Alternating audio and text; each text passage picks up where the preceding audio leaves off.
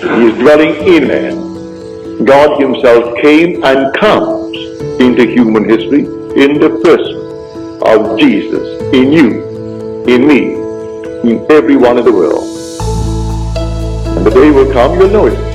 And you are the Lord Jesus. Not asleep to what you are. The day will come, you'll be completely awake to the fact that you are the Father. And then you'll know. I've been asked, why do you express it all the time? It's important, it's so important. About the Father is the most important part of Scripture. The most important part of Scripture. Well, I can have all the power in the world and yet not know I'm God. I can have a sense of awareness where there is not a thing in the world of myself and yet not feel that I am God.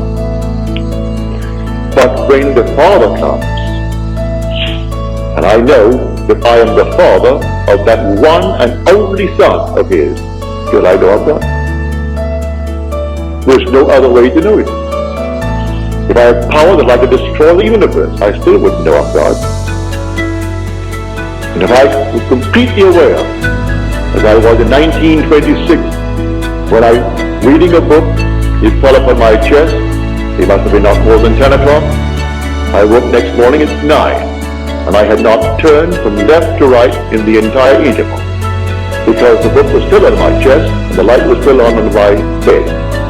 And usually in the course of a night, a man turns often from side to side. How often I do not know, but we all do. No one goes to bed on his back and remains there for 9 unbroken, or in this case, almost 11 unbroken hours. So I went right down into a deep, deep sleep in a trance. And in that state, I became infinite light. There was nothing but light. And I was it. There was no circumference. I was the center of it all. No light outside of this light that I am. No sun, no moon, no stars. But nothing outside of the being that I am. I was infinite pulsing light. But still I did not bring back the feeling of being God. That evaded me. But when you see His Son, and that Son calls you Father, and you know, well then there is no doubt in your mind as to who you are. So it is the most important part of Scripture.